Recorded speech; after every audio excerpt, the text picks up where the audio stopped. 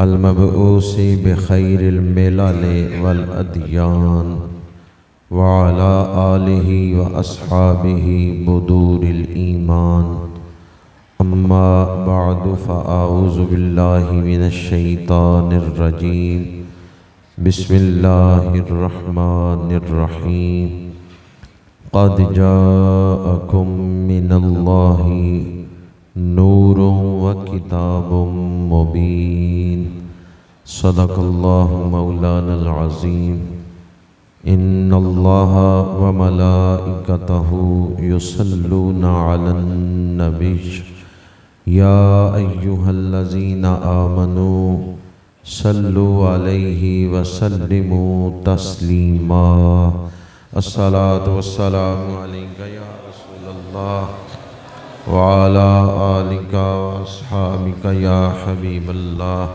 الصلاة والسلام عليك يا رسول الله وعلى آلك وأصحابك يا حبيب الله فاضل ذیشان فخر اہل سنت حضرت علامہ مولانا رفیق ریحان صاحب دامت برکاتہم العالیہ، عاشق رسالت مآب حاجی محمد ارشد صاحب، انتہائی واجب التکریم علماء کرام، برادران اسلام، حاضرین و سامعین، اس وقت میں اور آپ ایک ایسی محفل میں بیٹھے ہوئے ہیں جس پر رحمتوں کا نزول ہو رہا ہے۔ یہ محفل ہمارے لیے اللہ کی نعمتوں میں سے ایک نعمت ہے۔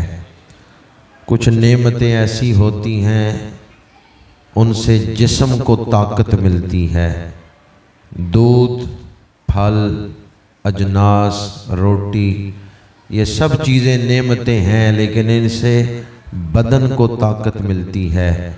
اور یہ محفل میلاد ایسی نعمت ہے جس سے ایمان کو طاقت ملتی ہے، جس سے روح کو توانائی ملتی ہے، جس سے دلوں کو نور ملتا ہے اور ذہنوں کو شعور ملتا ہے۔ تلاوت ہوئی، نعت خوانی ہوئی، بیان ہو رہا ہے، ہم سب مل کر محبتوں کا ایک گلدستہ تیار کر رہے ہیں جسے آج کوٹلہ قاسم کی سرزمین سے مدینہ منورہ بھیجنا ہے۔ یہ محفل آپ لوگوں کی محبتوں کا گلدستہ ہے جو سرکار مدینہ کی بارگاہ میں پیش کیا جا رہا ہے۔ کیا خیال ہے آپ لوگوں کا؟ وہ کریم آقا جو طائف کے بازار میں پتھر پھینکنے والوں کو ہدایت کی دعا دیتے ہیں، وہ گلدستے پیش کرنے والوں کو کیا کچھ عطا کریں گے؟ جہاں یہ محفل اظہار محبت کی محفل ہے، اظہار نسبت کی محفل ہے، اظہار غلامی کی محفل ہے، وہیں اس محفل میں حاضری سے گناہ بخش دیے جاتے ہیں، دلوں سے میل اتار دی جاتی ہے۔ یہ محفلیں صرف سننے سنانے کی محفلیں ہی نہیں، ان محفلوں میں مقدر بدل جاتا ہے، بگڑے ہوئے کام بن جاتے ہیں، مریضوں کو شفا ملتی ہے۔ چونکہ جو ذکر ہم کر رہے ہیں وہ کوئی عام ذکر نہیں ہے، اس ذکر کو اللہ نے بلندیاں عطا فرمائی ہیں۔ وَرَفَعْنَا لَكَ ذِكْرَكَ، اس ذکر میں بیماریوں کی شفا ہے، اس ذکر میں دعاؤں کی قبولیت ہے، اس ذکر میں رزق کی برکت ہے۔ ذکر رسول بگڑے ہوئے کام بنا دیتا ہے۔ تو صرف اس نیت سے ہی نہ بیٹھیں کہ کچھ سننا سنانا ہے، بلکہ ایسے ادب کے ساتھ بیٹھیں کہ آپ کی کہیں حاضری لگ رہی ہے۔ بیٹھے تو کوٹلہ قاسم کی سرزمین پہ ہیں، لیکن حاضری مدینہ منورہ میں لگ رہی ہے۔ غم مصطفیٰ جس کے سینے میں ہے، کہیں بھی رہے وہ مدینے میں ہے۔ جن دوستوں نے آج اس محفل کا انتظام کیا اللہ پاک انہیں اجر عظیم عطا فرمائے۔ محفل میلاد ہے اور میں نے سورہ مائدہ آیت نمبر 15 کا آخری حصہ تلاوت کرنے کا شرف حاصل کیا ہے۔ اس میں اللہ پاک نے حضور کی آمد بیان فرمائی۔ حضور کی ذات پاک کی معرفت حاصل کرنے کے لیے بنیادی طور پہ 3 چیزوں کو سمجھنا ضروری ہے۔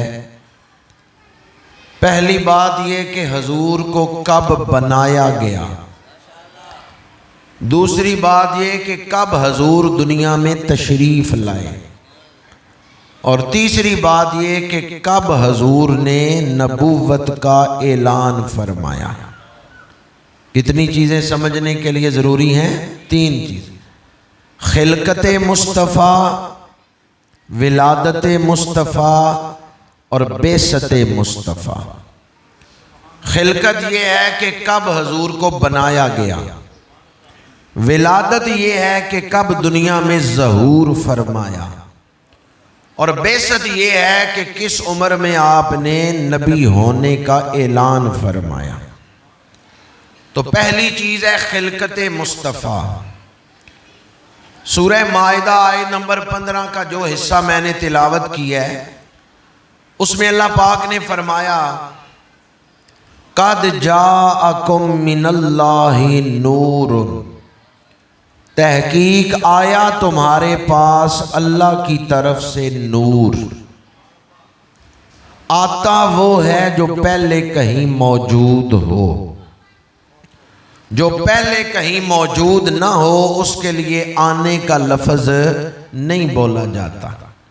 میں پہلے کہیں موجود تھا تو سفر کر کے یہاں آ گیا، پہنچ گیا۔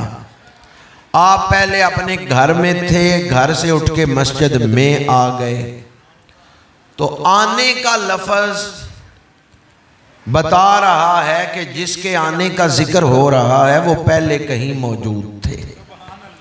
قد جاءکم، تحقیق آیا تمہارے پاس، من اللہ، اللہ کی طرف سے، نورن۔ مفسرین نے لکھا ہے، جن میں علامہ محمود آلوسی نے تفسیر روح المعانی میں لکھا ہے کہ نورن سے مراد حضور ہیں، چونکہ اسی آیت میں جب آیت شروع ہوئی تو اللہ پاک نے فرمایا یا اہل الکتاب قد جاءکم رسولنا، اے اہل کتاب تمہارے پاس ہمارا رسول آ گیا۔ تو ایک آیت میں 2 دفعہ یہ لفظ آیا ہے قد جاءکم۔ جب آیت کے شروع میں یہ لفظ آیا ہے تو آگے فاعل ہے رسولنا، جب دوسری دفعہ یہی لفظ آیا قد جاءکم تو آگے فاعل ہے من اللہ نور، جب دوسری دفعہ یہ لفظ آیا قد جاءکم تو اس سے پہلے واو کا حرف نہیں آیا، آیت اس طرح نہیں وقد جاءکم من اللہ نور۔ اگر واو کا حرف آ جاتا تو پھر اس کا مطلب تھا رسول اور ہے، نور اور ہے، لیکن جب واو کا لفظ نہیں آیا تو اس کا مطلب ہے جو رسول بن کے آ رہا ہے وہ سراپا نور بن کے آ رہا ہے۔ قد جاءکم من اللہ نور۔ علامہ محمود آلوسی لکھتے ہیں نور مصدر ہے، مصدر سے سارے صیغے نکلتے ہیں۔ جب حضور کے لیے مصدر استعمال ہوا تو اس کا مطلب یہ ہے کہ کائنات میں جتنے نور ہیں، حسی ہوں یا معنوی ہوں، ان کے لیے حضور کا وجود مبدأ فیض ہے۔ سب نور اسے دے نوروں تے اس دا نور حضوروں۔ یہ لفظ نور بتا رہا ہے کہ سب سے پہلے حضور کا نور مبدأ فیض تخلیق کیا گیا ہے۔ دوسری آیت مبارکہ ہے وما ارسلناک الا رحمتا للعالمین، محبوب ہم نے آپ کو عالمین کے لیے رحمت بنا کے بھیجا۔ تو رحمت پہلے ہے، عالمین بعد میں ہے۔ جس طرح میں نے 2 آیات آپ کے سامنے اس مضمون پر بیان کی کہ سب سے پہلی مخلوق نور مصطفیٰ ہے، تو اس پر ایک حدیث پاک سنا رہا ہوں، حدیث جابر، جسے امام بخاری اور امام مسلم کے استاد محدث عبد الرزاق انہوں نے المصنف میں نقل کیا ہے، اور محدث عبد الرزاق کی روایات بخاری شریف میں بھی ہیں، مسلم شریف میں بھی ہیں۔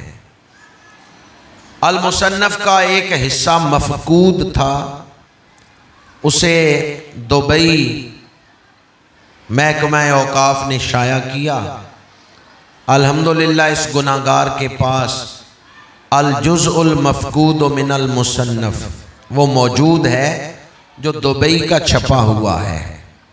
پاکستان کا کوئی اشاعتی ادارہ ذمہ داری سے کوئی کتاب شائع کرے، اس کا حوالہ بھی معتبر ہے، پر میں تو حوالہ ہی اس کتاب کا دے رہا ہوں جس کو شائع اہل عرب نے کیا ہے، الجزء المفقود من المصنف میرے پاس موجود ہے جو دبئی کی چھپی ہوئی ہے۔ اس میں یہ حدیث پاک موجود ہے جسے محدث عبد الرزاق نے نقل فرمایا ہے۔ احادیث میں وہ حدیث پاک سند کے اعتبار سے بڑی اعلیٰ ہوتی ہے جس میں صرف 3 راوی ہوں، اسے ثلاثی کہا جاتا ہے۔ بخاری شریف میں ہزاروں حدیثیں ہیں، لیکن صرف 22 حدیثیں ثلاثیات ہیں کہ جن میں امام بخاری اور رسول اللہ کے درمیان صرف 3 واسطے ہیں۔ تو یہ جو حدیث جابر میں آپ کو سنا رہا ہوں المصنف سے، یہ بھی ثلاثیات میں سے ہے کہ محدث عبد الرزاق اور رسول اللہ کے درمیان 3 واسطے ہیں۔ حضرت معمر نے روایت کیا ہے محمد ابن منقدر سے، اور ابن منقدر نے روایت کیا ہے حضرت جابر بن عبداللہ سے۔ حضرت جابر بن عبداللہ وہ صحابی ہیں جنہوں نے رسول اللہ سے سوال کیا، یا رسول اللہ، اللہ نے جب کائنات کو بنانا چاہا تو سب سے پہلے کس چیز کو تخلیق فرمایا؟ کائنات کی پہلی مخلوق کون سی ہے؟ حضرت جابر نے یہ سوال کس سے کیا ہے؟ جی آپ سے ہی پوچھ رہا ہوں، یہ سوال کس سے کیا ہے؟ کتنے خوش نصیب ہیں حضرت جابر کہ جواب سے سوال پوچھ رہے ہیں۔ وہ ہستی جو خود اس سوال کا جواب ہیں، ان سے حضرت جابر سوال پوچھ رہے ہیں۔ یا رسول اللہ، اللہ نے جب کائنات کو بنانا چاہا تو سب سے پہلے کس چیز کو بنایا؟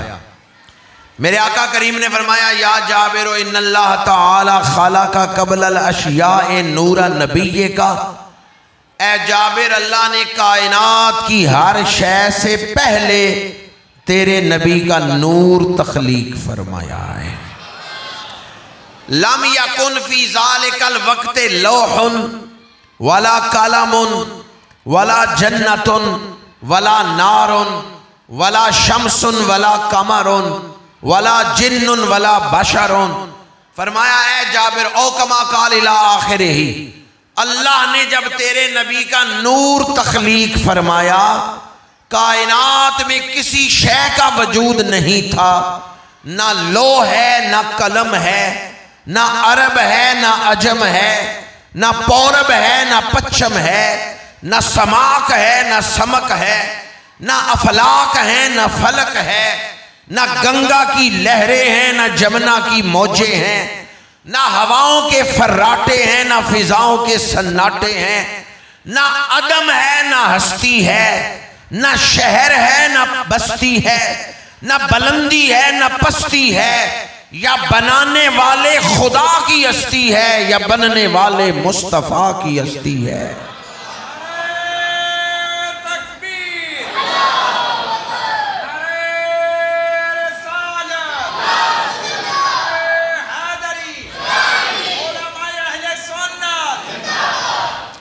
کائنات میں کسی چیز کا وجود نہیں، سمتوں کا تعین نہیں، الفاظ کی ادائیگی نہیں، سب سے پہلے اللہ نے نور مصطفیٰ کو تخلیق فرمایا ہے۔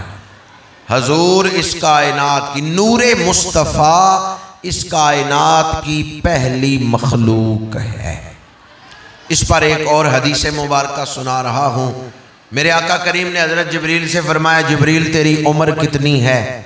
تو جبریل عرض کرتے ہیں، یا رسول اللہ اتنا اندازہ فرما لیں، عرش کے پردوں میں 70,000 سالوں کے بعد ایک نور چمکتا تھا، میں نے اس نور کو 70,000 دفعہ دیکھا ہے۔ میرے آقا کریم نے اب جو ارشاد فرمایا اس کی تشریح پہلے کر رہا ہوں اور متن بعد میں سنا رہا ہوں۔ حضور نے فرمایا، اس نور کو پہچان سکتے ہو؟ وَبِعِزَّتِ رَبِّي وَجَلَالِهِ أَنَا ذَلِكَ الْكَوْكَبُ، جبریل میں وہی نور ہوں جو عرش کے پردوں میں چمکتا تھا۔ اللہ نے سب سے پہلے نور مصطفیٰ کو تخلیق فرمایا۔ ابھی زمین میں انسانوں کو نہیں بھیجا، عالم ارواح میں اللہ نے محفلیں کی، ان محفلوں کا ذکر قرآن میں فرمایا ہے۔ روحوں کی محفلیں، ایک محفل کا ذکر قرآن میں ہے کہ اللہ نے اپنی ربوبیت منوائی، عام و خاص ساری روحیں اکٹھی کر کے فرمایا، الستُ بربکم، کیا میں تمہارا رب نہیں؟ قالوا بلا، تو سب نے کہا کیوں نہیں، تو ہمارا رب ہے۔ یہ وہ محفل ہے جو عالم ارواح میں ہوئی ہے اور اس کو قرآن میں بیان کیا ہے۔ ایک اور محفل جس میں اللہ نے اپنے محبوب کی آمد کو بیان فرمایا اور نبیوں سے وعدہ لیا کہ میں تمہیں کتاب و حکمت دے کے بھیجوں گا، پر جب میرا شانوں والا رسول آ جائے پھر ان کا کلمہ پڑھنا ہے اور ان کی خدمت کرنی ہے۔ لَتُؤْمِنُنَّ بِهِ وَلَتَنْصُرُنَّ، یہ وعدہ کن سے لیا؟ نبیوں سے۔ ان نبیوں کے دور میں تو حضور نے نہیں آنا تھا، پھر ان نبیوں سے کیوں وعدہ لیا؟ اس لیے کہ قوم کا سربراہ وعدہ کر لے، قوم اس وعدے میں شامل ہوتی ہے۔ اگر پاکستان نے کسی دوسرے ملک سے معاہدہ کرنا ہو، صرف وزیر اعظم کے دستخط کافی ہیں یا ساری قوم ایک ایک بندے کے دستخط ضروری ہیں؟ تو سربراہ نے دستخط کر دیے، ساری قوم کی طرف سے معاہدہ ہو گیا۔ اللہ نے نبیوں سے وعدہ لیا، اس کا مطلب کیا ہے؟ ان کی امتیں اس وعدے میں شامل تھیں۔ حضرت موسیٰ وعدے میں ہیں تو یہودی وعدے میں شامل ہیں، حضرت عیسیٰ نے وعدہ کیا تو عیسائی اس وعدے میں شامل ہیں۔ اس لیے اللہ نے عالم ارواح میں نبیوں کو بلا کے حضور کی آمد کو بیان کیا۔ ابھی اس نور اولی کو دنیا میں بھیجا نہیں، کم و بیش 1.25 لاکھ نبیوں کی روحوں سے وعدہ لیا، میں تمہیں نبوت دے کے دنیا میں بھیج رہا ہوں، پر تم نے کام میرے نبی کا کرنا ہے، سٹیج تیار کرنا ہے، انسانی ذہن کو تربیت دے کے اس مقام تک لانا ہے کہ جب میرا نبی آئے تو لوگ ان کو ماننے کے قابل ہوں، انسانی ذہن اس مقام تک پہنچ چکا ہو۔ 1.25 لاکھ نبی اللہ نے دنیا میں بھیجے، آخر میں میرے اور آپ کے آقا کریم کو بھیجا۔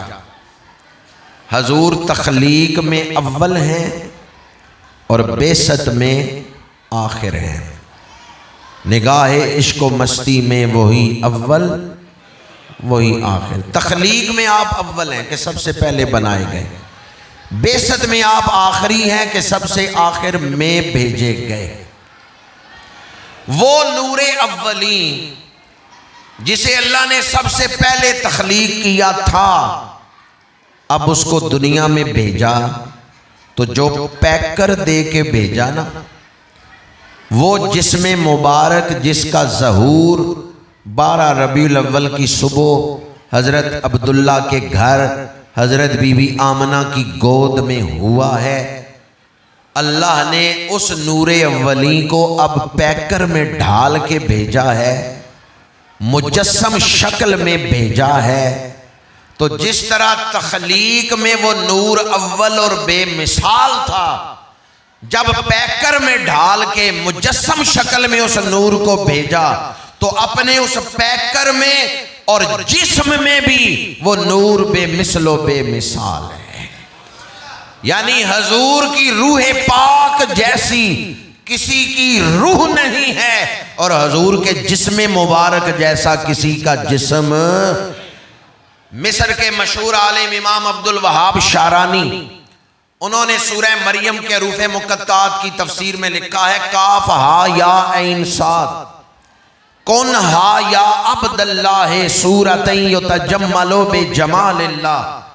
اللہ جب حضور کی صورت پاک بنا رہا تھا تو فرما رہا تھا محبوب ایسی صورت بن جاؤ کہ لوگ دیکھتے تجھے جائیں مانتے مجھے جائیں. صورت تیری ہو دلیل میری ہو. مراکش کے بزرگ حضرت عبدالعزیز دباغ رحمت اللہ تعالی علیہ، ان کے ملفوظات کی کتاب ہے الابریز. اس میں وہ فرماتے ہیں کہ روح مصطفیٰ کو جسم مصطفیٰ کے سوا کوئی چیز دنیا میں سہار نہیں سکتی. کائنات میں کوئی اور چیز حضور کی اس روح پاک کو اٹھا نہیں سکتی، کیونکہ اس روح میں انوارات اتنے ہیں، اسرار اتنے ہیں، گہرائیاں اتنی ہیں، وسعتیں اتنی ہیں، استعدادیں اتنی ہیں. روح مصطفیٰ کے اندر رب نے جو طاقتیں جو گہرائیاں رکھی ہیں، اس روح پاک کو اٹھانے کے لیے روح خاص ہے تو اللہ نے بدن بھی خاص الخاص بنایا ہے. کوئی مثل نہیں ڈھولندی. اعلیٰ حضرت نے لکھا لم یاتی نظیروں کا فی نظرن مثلے تو نہ شد پیدا جانا. اور تاجدار گولڑا نے لکھا کوئی مثل نہیں ڈھولندی چپ کر مہر علی ایتھے جا نہیں بولندی. اللہ پاک نے حضور کے جسم اقدس کو کیا شانیں عطا فرمائیں جس کا ظہور 12 ربیع الاول کی صبح ہوا ہے. اعلیٰ حضرت لکھتے ہیں اللہ رے تیرے جسم منور کی تابشیں اے جانے جاں میں جانے تجلا کہوں تجھے. اللہ رے تیرے جسم، یہ منور پڑھنا ہے یا منور پڑھنا ہے؟ دونوں طرح جائز ہے. اگر منور پڑھے تو پھر اس کا مطلب یہ ہے اللہ نے حضور کے جسم کو نور عطا فرمایا ہے، تابشیں عطا کی ہیں. حضور مسکراتے ہیں تو دندان مبارک سے نور نکلتا ہے. کشفت دو جا بے جمال ہی، حضور کے حسن سے اندھیرے چھٹ جاتے ہیں. اگر منور پڑھے تو اس کا مطلب یہ اللہ نے حضور کے وجود کو نورانی بنایا ہے. اور اگر منور پڑھے تو اس کا مطلب یہ ہے جدھر حضور نگاہ فرمائیں ادھر بھی نور پھیلتا ہے. چمک تجھ سے پاتے ہیں سب پانے والے، میرا دل بھی چمکا دے، میرا دل بھی چمکا دے. روح مصطفیٰ بھی بے مثال، وہ جو نور اولی ہے وہ بے مثال. اور جب اللہ نے اس کو پیکرے وجود میں ڈھال کے بھیجا ہے تو وہ وجود بھی بے مثال ہے. ہمیں پسینہ آئے پسینے سے بدبو آتی ہے، رسول اللہ کو پسینہ آئے اس سے خوشبوئیں آتی ہیں. ہمارے تھوک میں بیماریاں ہیں اور رسول اللہ کے لواب دہن شریف میں بیماریوں کی شفا ہے. اللہ رے تیرے جسم منور کی تابشیں اے جانے جاں میں جانے تجلا کہوں تجھے. حضور نے خود اپنے میلاد کے حوالے سے نور کا لفظ حدیث میں استعمال کیا ہے. یہ حدیث مسند امام احمد میں ہے، مشکات شریف میں ہے، تعلیقات ذہبی میں ہے، اور غیر مقلدین کے محقق ناصر الدین البانی اس نے تعلیقات البانی میں اس روایت کو حدیث صحیح قرار دیا ہے. میرے آقا کریم نے فرمایا وَرُؤْيَا أُمِّيَ الَّتِي رَأَتْ حِينَ وَدَعَتْنِي وَقَدْ خَرَجَ لَهَا نُورٌ أَضَاءَ لَهَا مِنْهُ قُصُورُ الشَّامِ فرمایا جب میرا میلاد ہوا نور چمکا۔ حوالہ میں دے چکا ہوں، مسند امام احمد میں ہے، مشکات میں ہے، تعلیقات ذابی میں ہے، اور ناصر الدین البانی نے کہا کہ یہ حدیث صحیح ہے۔ قد خرج لہا نور، میرے آقا کریم فرماتے ہیں جب میرا میلاد ہوا نور چمکا، اور میری امی جان نے مکے میں بیٹھ کے شام کے محلات کو دیکھ لیا ہے۔ اس نور کے اجالے میں حضرت سیدہ آمنہ نے کس ملک کے محل دیکھے ہیں؟ یہ دیوار آنکھوں کے آگے رکاوٹ بنتی ہے، اگر ہم اس دیوار کے دوسری طرف دیکھنا چاہیں تو کیا ہماری نظر دیوار کو کراس کر کے دوسری طرف دیکھ سکتی؟ بی بی آمنہ مکے میں اپنے گھر کے اندر حجرے کے اندر ہیں، چاروں طرف دیواریں ہیں، ملک شام تک کیسے دیکھ لیا؟ جہاں نور مصطفیٰ چمکتا ہے وہاں دیواریں آنکھوں کے آگے رکاوٹ نہیں بنتی۔ حضور سواری پہ بیٹھے ہیں، سواری نے قبروں کے اندر عذاب دیکھ لیا ہے۔ وہ جو حضور نے شاخ توڑ کے قبروں کے اوپر لگائی تھی تو سواری بدکی، عذاب کس نے دیکھا ہے؟ سواری نے۔ اس سواری نے کون سے چلے کیے تھے کہ اسے کشف قبور ہو گیا ہے؟ اس سواری نے کون سے روزے رکھے تھے کہ اس کی دل کی آنکھ کھل گئی ہے؟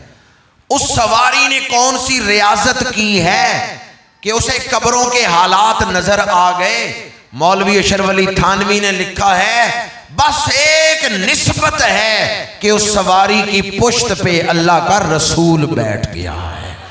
یہ وجود رسول کی برکت ہے کہ جانور نے قبر کے اندر کا عذاب دیکھ لیا ہے۔ اگر سواری کو اتنی نظر مل گئی ہے تو جس ماں کے بطن اقدس میں رسول رہے ہیں اس ماں کو کتنی نظر ملی ہو۔ بعض لوگ سیدہ آمنہ، حضرت عبداللہ رضی اللہ تعالی عنہما، ان ہستیوں کے ایمان پر بحث کرتے ہیں۔ میں کہتا ہوں ہمیں اپنے ایمان کی فکر کرنی چاہیے۔ وہ تو چنی ہوئی ہستیاں ہیں، وہ عام ہستیاں، وہ چنی ہوئی ہستیاں ہیں۔ یہ کوئی اتفاقی واقعہ نہیں کہ حضرت عبداللہ کی شادی حضرت بی بی آمنہ سے ہو گئی، یہ اتفاقی واقعہ نہیں، اللہ نے ہر چیز خود منتخب کی ہے۔ حضرت بی بی مریم کے پاس فرشتے آئے، وَإِذْ قَالَتِ الْمَلَائِكَةُ يَا مَرْيَمُ إِنَّ اللَّهَ اصْطَفَاكِ وَطَهَّرَكِ وَاصْطَفَاكِ عَلَى نِسَاءِ الْعَالَمِينَ۔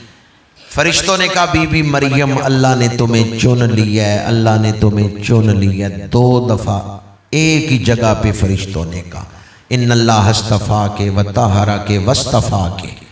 بی بی مریم اللہ نے تمہیں چن لیا ہے، اللہ نے تمہیں چن لیا ہے۔ جو حضرت عیسیٰ کی ماں ہے وہ عام عورت نہیں، قرآن کہتا ہے چنی ہوئی عورت ہے۔ تو جو امام الانبیاء کی ماں ہے، حضرت عیسیٰ تو حضور کی بشارت دینے آئے، حضور کا اعلان کرنے آئے، جو حضور کا ہوکہ دینے آئے ان کی ماں تو چنی ہوئی ہیں، تو جن کا اعلان کرنے آئے ہیں ان کی والدہ کی کیا شان ہو۔ بغداد کے مشہور مفسر ہیں علامہ محمود آلوسی رحمۃ اللہ علیہ، تفسیر روح المعانی میں لکھتے ہیں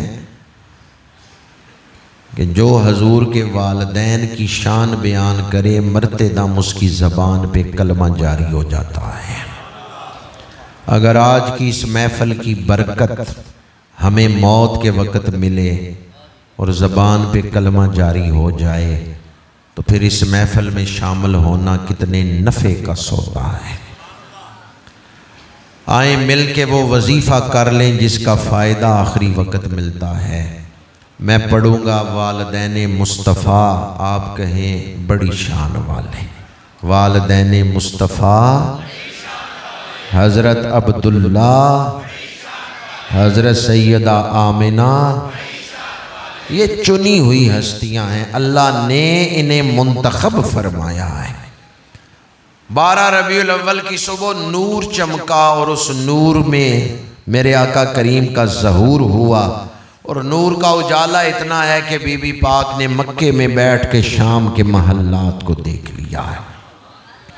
میرے آقا کریم کا ظہور قدسی ہوا تو وہاں خدمت کے لیے جو دائی حاضر ہیں ان کا نام ہے شفا۔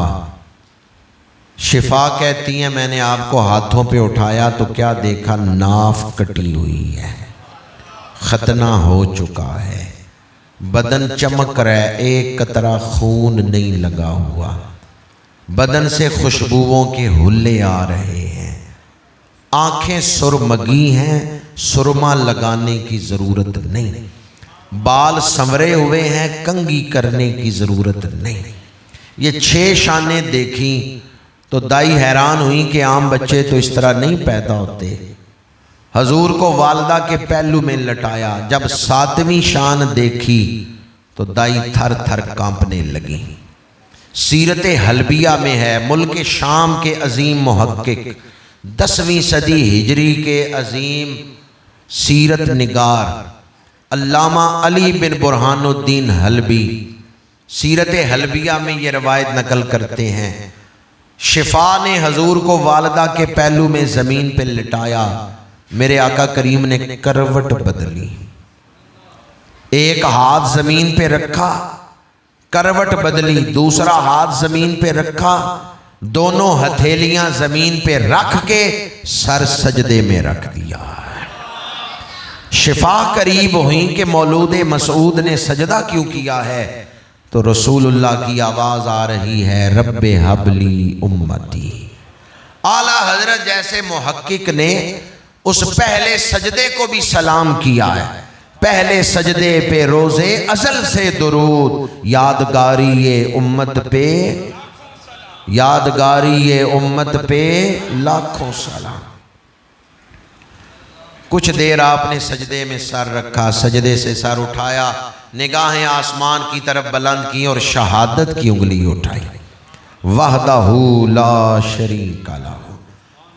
انگشت شہادت مکے میں اٹھائی ہے، ایران کے محل کے 14 کنگرے ٹوٹ کے گر گئے، دریائے ساوا خشک ہو گیا، آتش کدہ ایران بجھ گیا، کعبے کے اندر پڑے ہوئے بت گر پڑے ہیں۔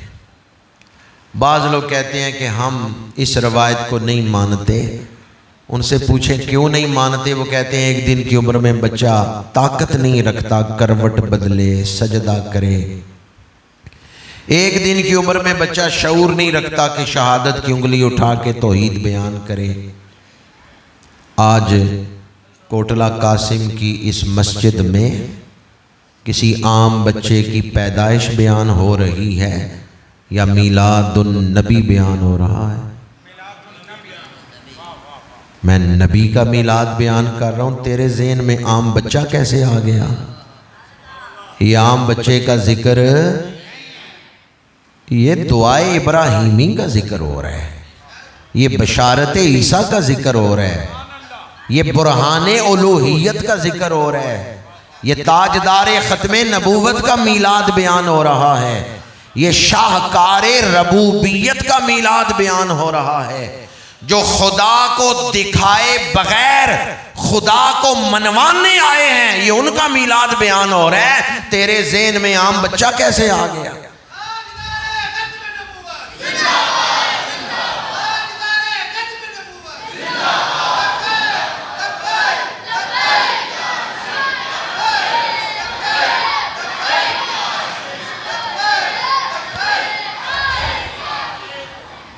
یہ عام بچے کی پیدائش نہیں بیان ہو رہی، اللہ کے آخری نبی کی آمد بیان ہو رہی ہے، میلاد النبی بیان ہو رہا ہے، اسے عام بچے پر قیاس نہیں کرنا۔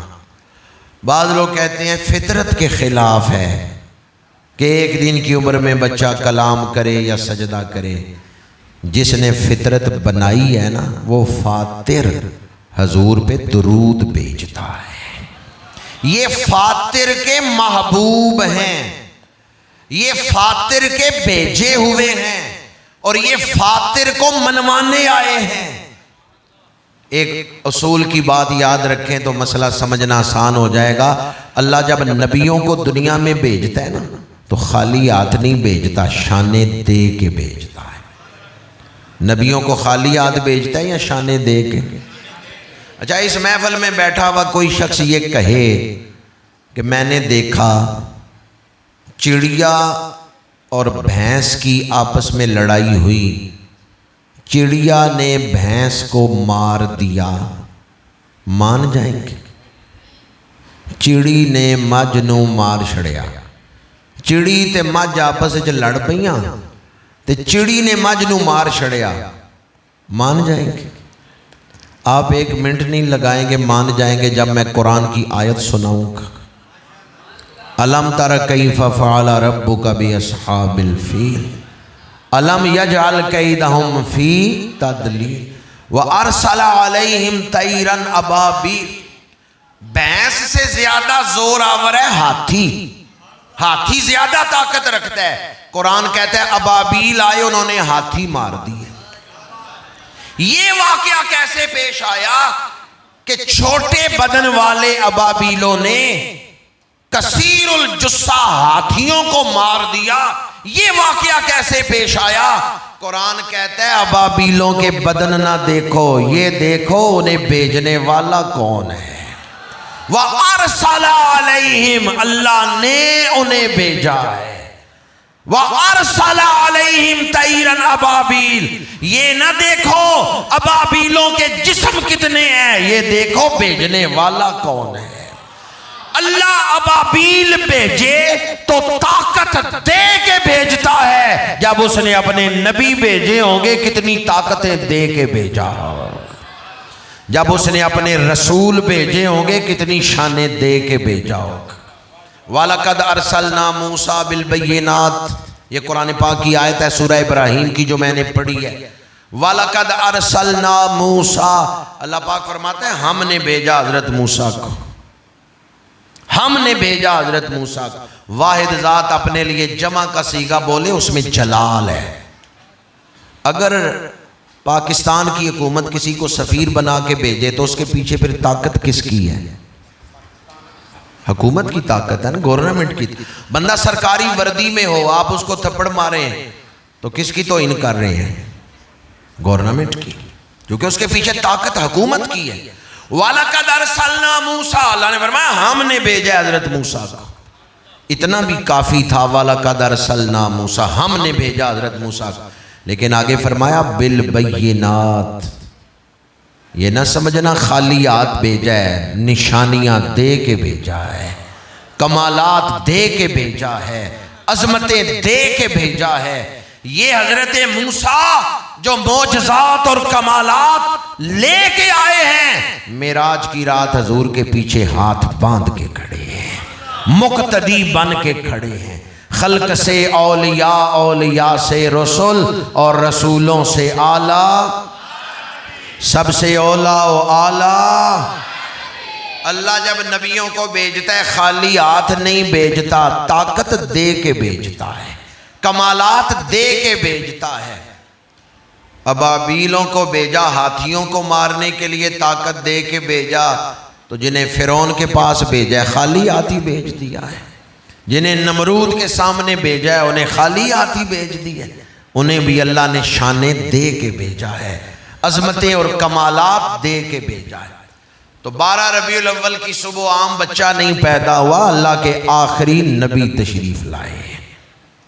اس لیے فطرت کو معیار بنا کے حضور کی شانیں نہ تولنا، فطرت آپ کے ہاتھوں میں مسخر ہے۔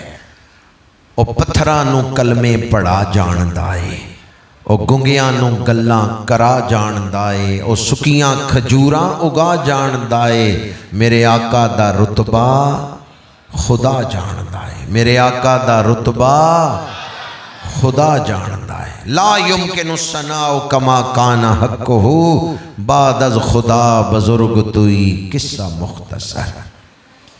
جس دن میرے آقا کریم کا میلاد ہوا ہے، مکے میں ایک یہودی تاجر آیا ہوا تھا،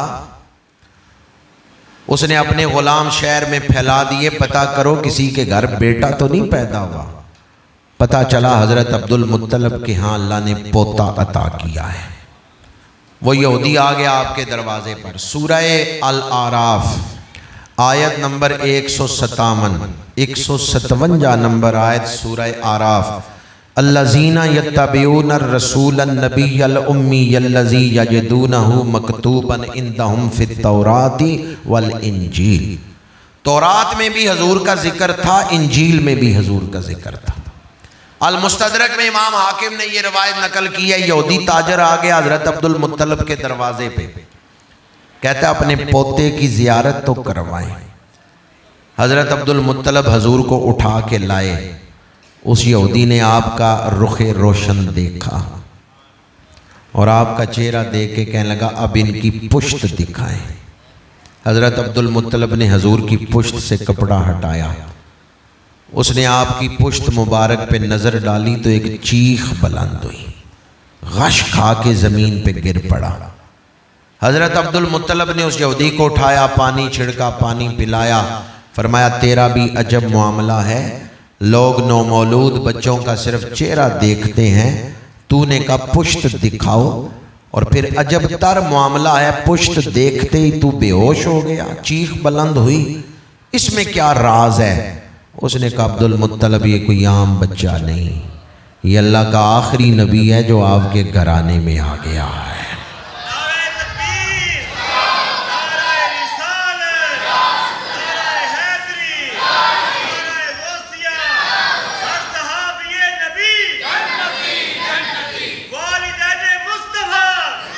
جنتی جنتی۔ حضرت عبد المطلب بھی اس راز سے واقف تھے، وہ حضور کے میلاد سے پہلے خواب دیکھ چکے تھے، پر اس یہودی کا مبلغ علم جاننے کے لیے آپ نے فرمایا تو یہ بات کس بنیاد پہ کر رہا ہے؟ اس نے کہا ہمارے علماء نے بتایا تھا جب آخری نبی آئیں گے ان کے دو کاندھوں کے درمیان مہر نبوت ہوگی۔ مولا علی شیر خدا اس حدیث کے راوی ہیں، شمائل ترمذی میں حدیث ہے ان علی ابن ابی طالب قال بین کتفیہ خاتم النبوت وہو خاتم النبیین۔ مولا علی فرماتے ہیں مہر نبوت صرف نبوت کی دلیل نہیں، یہ ختم نبوت کی دلیل ہے۔ مہر نبوت سے حضور کی صرف نبوت ثابت ہوتی ہے یا ختم نبوت ثابت ہوتی؟ جی ختم نبوت ثابت ہوتی۔ کیا خبر کتنے تارے کھلے چھپ گئے پر نہ ڈوبے نہ ڈوبا، سب سے اولا و اعلیٰ۔ اس وقت دنیا میں ایک جنگ ہے، نظریاتی جنگ۔ ایک طرف وہ کافر ہیں جو رسول اللہ کے دشمن ہیں، انہوں نے جھوٹے نبی بھی کھڑے کیے ہیں، بہاء اللہ ایران میں اور غلام احمد قادیانی یہاں ہندوستان میں، یہ ایک ہی دور میں قریب قریب ہوئے۔ بہائی مذہب اور مرزائی مذہب یہ انہوں نے شروع کیے انگریزوں نے۔ ایک طرف وہ رسول اللہ کے دشمن ہیں جنہوں نے عقیدہ ختم نبوت کو ختم کرنا چاہا، اور دوسری طرف انہوں نے مسلمانوں میں غفلت کو عام کرنے کے لیے رسول اللہ کی گستاخیاں، قرآن کی گستاخیاں ان کو عام کیا، اور تیسری طرف انہوں نے یہ چھوٹا ٹی وی جو نکالا، موبائل کے اندر چھوٹا ٹی وی جو جیب میں لے کے ہم پھرتے ہیں، اس کے ذریعے ہمارے ذہن قابو کر لیے۔ قابو تو ہم نے ان کے ذہن کرنے تھے، یہ کام تو ہم نے کرنا تھا کہ یہودیوں، عیسائیوں، ہندوؤں کو اسلام کی طرف راغب کرنا تھا، لیکن انہوں نے موبائل کے ذریعے ہمارے ذہن کنٹرول کر لیے، نئی نسل کو قابو کر لیا ہے موبائل کے ذریعے۔ ایسا نشہ لگ گیا ذہنوں کو کہ پچھلے سال پاکستان میں 7 ایسے واقعات ہوئے ہیں جن کے اندر اولاد نے ماں باپ کو قتل کیا ہے، اور ابھی 2 مہینے پہلے لاہور میں واقعہ ہوا ہے، بڑے امیر ڈاکٹر صاحب تھے، ارب پتی ڈاکٹر صاحب، قتل ہو گئے۔ تفتیش ہوئی تو ان کے سگے بیٹے نے ہی اقبال جرم کیا کہ میں نے باپ قتل کروایا ہے، اور سوشل میڈیا پہ آپ نے خبر دیکھی ہوگی، باپ وہ ڈاکٹر صاحب 30 لاکھ روپیہ ماہانہ خرچہ دیتے تھے اس بیٹے کو۔ ماہانہ خرچہ کتنا دیتے تھے؟ 30 لاکھ۔ اور جب بیٹے نے تھانے میں اقبال جرم کیا کہ میں نے باپ قتل کروایا تو ماں پیٹ رہی تھی کہ تیرے باپ نے تجھے سالگرہ پہ تحفہ دینے کے لیے 13.5 کروڑ کی گاڑی بک کروائی ہوئی تھی. 13.5 لاکھ یا 13.5 کروڑ؟ 13.5 کروڑ کی گاڑی. تو ڈاکٹر صاحب نے اپنے بیٹے کو پیسے دینے میں کوئی کمی کی ہے؟ پھر بیٹے نے کیوں قتل کر دیا؟ ایک غلطی ہوئی ہے ڈاکٹر صاحب سے، انہوں نے اپنے بیٹے کو صرف دنیا دی ہے، دین نہیں دیا. انہوں نے اپنے بیٹے کو صرف دنیا دی، پیسے دیے، دنیا دار بنایا، نمازی نہیں بنایا، حضور کا عاشق نہیں بنایا. آج محفل میلاد میں بیٹھنے والوں ذرا دیانتداری سے فیصلہ تو کرو. میں آپ سے فیصلہ کروانا چاہتا ہوں، اگر ڈاکٹر صاحب اپنے بیٹے کو نمازی بناتے، اگر ڈاکٹر صاحب اپنے بیٹے کو عاشق رسول بناتے تو کیا خیال ہے بیٹا خدمت کرتا باپ کی یا قتل کرتا باپ کی؟ خدمت کرتا. لیکن ڈاکٹر صاحب نے سمجھا بس دنیا دینا یہی کافی ہے، دین نہیں دیا اپنی اولاد کو. آج کل یہ جو شیطانی آلہ آیا ہے، اگر غیر تربیت یافتہ شخص اس کو استعمال کرے گا تو برباد ہو جائے گا. آپ دنیا میں رہتے ہیں، دنیا کو دیکھنے کی 2 نظریں ہیں، ایک ہے غفلت کی نظر، ایک ہے عبرت کی نظر. اگر آپ اس جہان کو جس میں رہتے ہیں غفلت کی نظر سے دیکھیں گے تو پھر اس دنیا کو دل دے بیٹھیں گے. پھر یہ دنیا آپ کے دل کو اپنے قبضے میں لے لے گی، چونکہ اس میں رنگینیاں ہیں، لذتیں ہیں، دلچسپیاں ہیں. لوگ تعریف کریں دل خوش ہوتا ہے، بلکہ نفس چاہتا ہے میں برادری میں بڑا بن جاؤں، اونچا بن جاؤں. اگر دنیا کو آپ غفلت کی نظر سے دیکھیں گے پھر دنیا آپ کو برباد کر دے گی، اور اگر آپ اس دنیا کو عبرت کی نظر سے دیکھیں گے پھر اس دنیا میں کامیاب ہو کے اپنے رب کی بارگاہ میں پہنچیں گے. تو دنیا کو کس نظر سے دیکھنا چاہیے؟ غفلت کی نظر سے یا عبرت کی نظر سے؟ دنیا کو نمرود کی نظر سے دیکھنا چاہیے یا حضرت ابراہیم کی نظر سے؟ فرعون کی نظر سے یا حضرت موسیٰ کی نظر سے؟ حضرت ابو بکر کی نظر سے یا ابو جہل کی نظر سے؟ سیدنا امام حسین کی نظر سے یا یزید کی نظر سے؟ جب آپ دنیا آپ کو اپنی طرف کھینچے، کوئی کام کرنے کو دل کرے تو اس وقت اپنے آپ سے پوچھیں میں دنیا کو یزید کی نظر سے تو نہیں دیکھنے لگ گیا؟ ظلم کرنے کو دل کر رہا ہے، گناہ کرنے کو دل کر رہا ہے، کہیں میں اللہ کے مجرموں کی نظر سے دنیا کو تو نہیں دیکھ رہا؟ دنیا کو جو غفلت کی نظر سے دیکھے گا وہ دنیا میں کھو جائے گا، اور جو دنیا کو عبرت کی نظر سے دیکھے گا وہ اپنے آپ کو دنیا کے دھوکے سے بچا سکتا ہے. اگر آپ نے اپنی نظر عبرت والی نہ بنائی، غفلت والی تو پہلے ہے ہی، غفلت والی نظر تو ہے ہی، آپ نے اپنے آپ کو غفلت سے نکال کے اپنے نظر کو عبرت والی نظر بنانا ہے.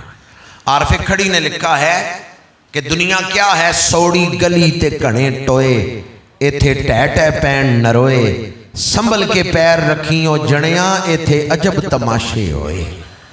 سنبھل کے پیر رکھیوں جڑیاں، ایتھے عجب تماشے ہوئے. اور پھر بلے شاہ قصوری لکھتے ہیں اے دنیا تلکن ویڑائے، تھم تھم کے ٹرو ہنیرائے. اے دنیا تلکن ویڑائے، تھم تھم کے ٹرو ہنیرائے. اللہ نے آپ کی ایک ڈیوٹی لگائی ہے. کس نے ڈیوٹی لگائی ہے؟ میری حیثیت، علامہ رفیق ریحان صاحب کی حیثیت ایک ڈاکیے کی ہے. کوئی بھی ممبر پہ بیٹھنے والا شخص جو قرآن حدیث سنائے اس کی حیثیت ایک ڈاکیے کی ہے جو چٹھی لے کے آیا ہے. یہ نہ دیکھیں ڈاکیا کون ہے، یہ دیکھیں چٹھی کس کی سنا رہا ہے. ذمہ داری سے یہ بات کرنے لگا ہوں۔ اللہ نے آپ لوگوں کی ایک ڈیوٹی لگائی ہے، اپنے آپ کو بھی آگ سے بچاؤ، اپنی اولادوں کو بھی بچاؤ۔ یا ایھا الذین آمنوا قوا انفسکم واہلیکم نارا۔ گھر والوں کو آگ سے بچانے کی ڈیوٹی کس نے لگائی ہے؟ یہ ذمہ داری کس نے لگائی ہے کہ اپنی اولادوں کو، اپنے گھر والوں کو دوزخ سے بچاؤ؟ یہ ڈیوٹی اللہ نے لگائی۔ اولاد پر ماں باپ کے بڑے حقوق ہیں،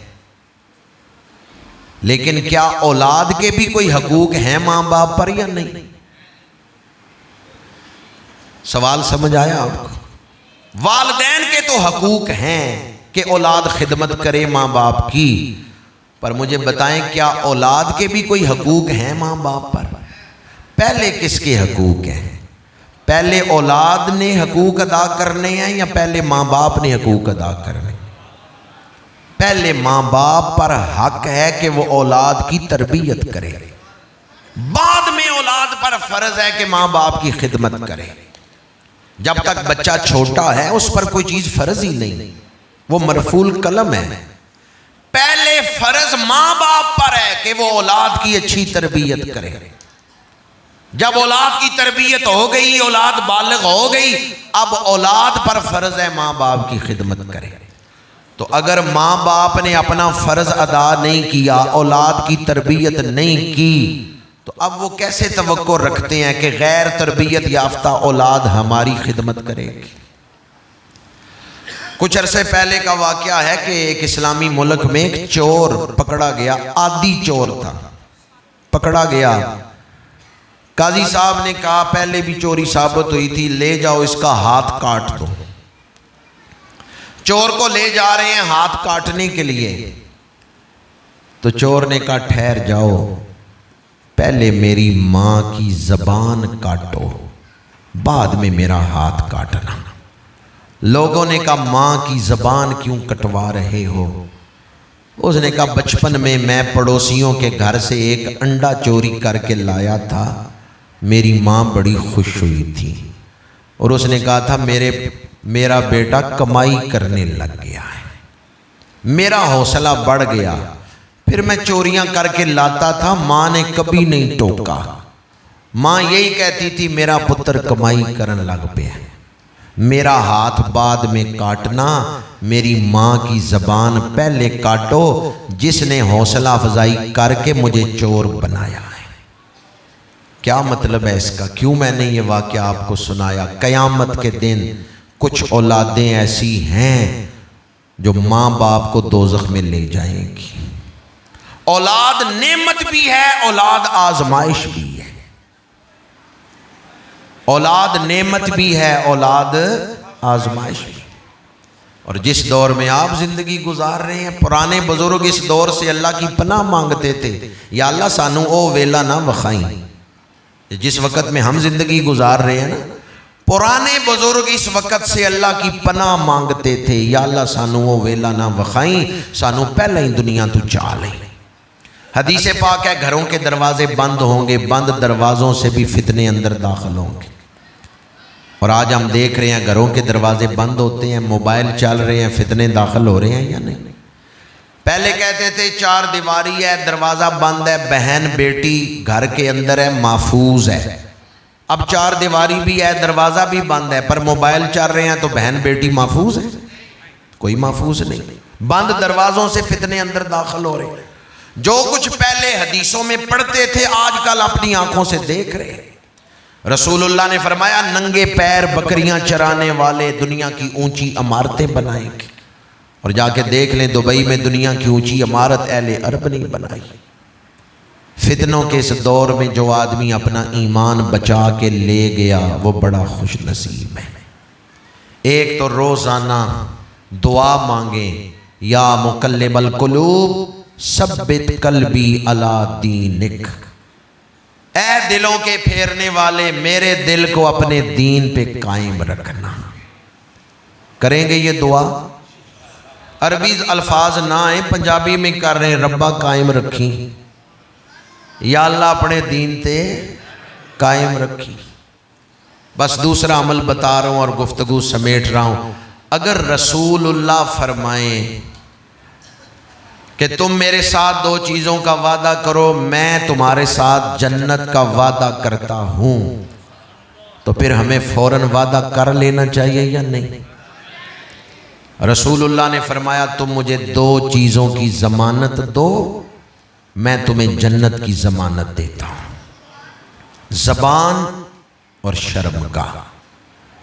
فرمایا تم ان دو چیزوں کی مجھے ضمانت دو کہ زبان کا استعمال صحیح کرو گے اور زندگی شرم و حیا کے ساتھ گزارو گے، میں تمہیں جنت کی گارنٹی دیتا ہوں۔ ہم نے کتنی چیزوں کی ضمانت دینی ہے؟ بندے بھی دو ہی بولے ہیں۔ کتنی چیزوں کی ضمانت دینی ہے؟ بھی تقریر تو ابھی شروع ہوئی ہے، آپ تھک گئے ہیں۔ وہ میں نے ویسے کہہ دیا کہ بس گفتگو سمیٹنے لگا ہوں، جیسے آپ بول رہے ہیں اس کا تو مطلب ہے مجھے ابھی کچھ محنت کرنی چاہیے، آپ کو حدیثیں سنا کے دین پہنچانا چاہیے۔ جلسہ سننے بیٹھے ہیں یا دین سننے بیٹھے ہیں؟ اگر روایت ہے جلسہ کی تو پھر یہ جلسہ میرے لیے بھی عذاب ہے، آپ کے لیے بھی عذاب ہے، اور اگر دین کے لیے بیٹھے ہیں، محبت رسول میں بیٹھے ہیں، پھر ایک ایک سانس عبادت ہے۔ رسم سمجھ کے نہ بیٹھیں کہ یہ جلسے رسم بن گئے، بلکہ اس لیے بیٹھیں کہ ہمیں رسول اللہ کا کوئی فرمان سمجھ آ جائے، دل کی حالت بدل جائے۔ ان محفلوں میں احوال بدلتے ہیں۔ اگر کوئی اپنے دل کو کشکول بنائے، اس محفل میں اللہ کا کرم ہوتا ہے، رسول اللہ نگاہ کرم فرماتے ہیں، دلوں کی حالتیں بدل جاتی ہیں۔ تو پریشان نہ ہوں، حدیث ایک ہی سناؤں گا اور گفتگو ختم کر رہا ہوں۔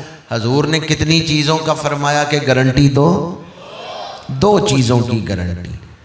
زبان سے کسی کو تکلیف نہیں دو گے، جھوٹ، غیبت، چغلی، طنز۔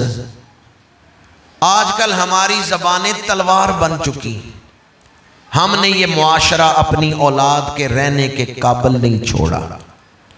چھوٹی چھوٹی باتوں پہ بڑے بڑے جھگڑے، سبب کیا ہے؟ جھگڑوں کا سبب کیا ہے؟ زبان قابو میں نہیں۔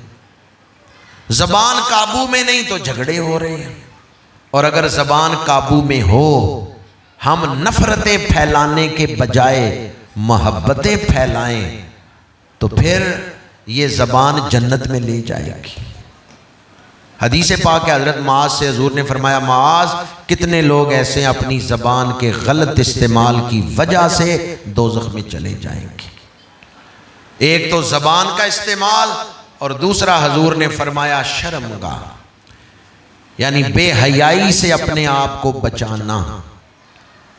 یورپ میں، امریکہ میں، جن کے لیے ہم دن رات دعائیں مانگتے ہیں بھی بچہ پہنچ جائے، وہاں یورپ امریکہ میں 40% شناختی کارڈ ایسے ہیں جن پر باپ کا نام کوئی نہیں لکھا ہوتا۔ شناختی کارڈ فارم پر کرتے ہیں تو باپ کا نام لکھا جاتا ہے۔ یہ یورپ امریکہ میں 40% شناختی کارڈ ایسے ہیں جن میں باپ کا نام کوئی نہیں، اور ماں بتا ہی نہیں سکتی تیرا باپ کون۔ اتنی بے حیائی ہے ماں، اور وہ لوگ چاہتے ہیں کہ ان اسلامی ملکوں میں بھی بے حیائی کو پھیلا دیں۔ دنیا میں اس وقت پاکی اور پلیدی کی جنگ ہے۔ ایک طرف وہ لوگ ہیں جو خنزیر کا گوشت کھاتے ہیں، شراب پیتے ہیں، بغیر نکاح کے بچے پیدا کرتے ہیں، کھانا پینا بھی پلید، رشتے بھی پلید۔ اور دوسری طرف آپ لوگ ہیں جو میلاد منا رہے ہیں، اور میلاد اس ہستی کا منا رہے ہیں وَيُزَكِّيهِمْ، جو خود پاک ہیں اور دنیا کو پاکیزگی کا درس دینے کے لیے تشریف لائے ہیں۔ آپ میلاد اس ہستی کا منا رہے ہیں جنہوں نے فرمایا کھاؤ تو پاک، پیو تو پاک، رشتے ہوں تو، سوچیں ہوں تو، دل میں خواہشیں ہوں تو پاک۔ آج میلاد منا کے آپ نے پاکیزگی کا جھنڈا بلند کیا ہے۔ دنیا میں اس وقت کتنی قومیں ایسی ہیں یہ بتانا ہمارا فرض ہے، آپ کو بتائیں۔ ادھر چلے جائیں ہندوستان میں پلیدی عام، وہ گائے کا پیشاب پی رہے ہیں، گائے کا پیشاب پی رہے ہیں۔ وہ سور کو، یہ جو خنزیر ہے، اس کی تعظیم کرتے ہیں. میں 2-3 دفعہ انڈیا بھی گیا ہوں اور یورپ کے انگلینڈ میں 22-23 ملکوں میں گیا ہوں. ادھر بھی پلیدی، مشرق میں جائیں ہندوستان میں اور ادھر مغرب میں جائیں تو وہاں بھی پلیدی. ہمارے ملک کا نام کیا ہے؟ ستان جگہ کے لیے بولا جاتا ہے. جہاں قبریں ہوں اس جگہ کو کہتے ہیں قبرستان، جہاں پھول ہوں اس جگہ کو کہتے ہیں گلستان، جہاں ہندو رہتے ہیں اس جگہ کو ہندوستان. ستان تو جگہ کے لیے ہے، تو ستان کو نکال دیں تو باقی ہمارے ملک کا نام کیا بچتا ہے؟ کیسا پیارا نام رکھا بزرگوں نے. انہوں نے نام رکھا پاکستان. اس ملک کا نظریہ پاک، اس ملک کا مقصد پاک، اس ملک کا جھنڈا سبز رنگ کا گنبد خضرا کے ساتھ نسبت رکھتا ہے. آپ لوگوں نے دنیا میں پاکستان کا جھنڈا اٹھا کے اس فتنوں بھری دنیا میں پاکیزگی کا درس دنیا کو دینا ہے کہ ہمارے ملک کا نام پاکستان اور ہمارا نظریہ حیات پاک ہے. اللہ پاک، رسول پاک، کلمہ پاک اور ہمارا نظریہ حیات. پاکستانیوں کو چاہیے اپنے ملک کی کوئی لاج رکھیں اور پلیتی سے اپنے آپ کو بچائیں، گندگی سے اپنے آپ کو بچائیں. حضور نے ہر ہفتے ناخن کاٹنے، جسم کے غیر ضروری بال اتارنے، جسم کو صاف ستھرا رکھنے کا درس دیا. یہ کرونا آیا نا تو چائنا کے ڈاکٹر کہتے تھے دن میں 3 دفعہ ناک میں پانی ڈالو. میں نے کہا تم آج کہہ رہے ہو دن میں 3 مرتبہ ناک میں پانی ڈالو. ہمارے آقا 1400 سال پہلے 5 دفعہ وضو کرنا سکھا گئے ہیں. جو وقت آگے گزرے گا دنیا مانے گی نجات ہے تو رسول اللہ کی غلامی میں ہے، نجات ہے تو رسول اللہ کی اتباع میں ہے. میں ان الفاظ پر ہی گفتگو کو سمیٹتا ہوں. اپنے آپ کو، اپنی اولادوں کو دوزخ سے بچانے کی فکر کریں، اور ان میں 2 چیزیں جو ہیں وہ بنیادی کردار ادا کرتی ہیں، زبان اور بے حیائی. ان سے اپنے آپ کو احتیاط میں رکھیں کہ زبان کا استعمال صحیح ہو اور زندگی شرم و حیا کے ساتھ گزرے تو انشاءاللہ دنیا میں بھی کامیاب ہوں گے، آخرت میں بھی کامیاب ہوں گے. 1 گھنٹہ ہو گیا مجھے گفتگو کرتے ہوئے. میں ان الفاظ پہ گفتگو سمیٹتا ہوں. وآخر دعوانا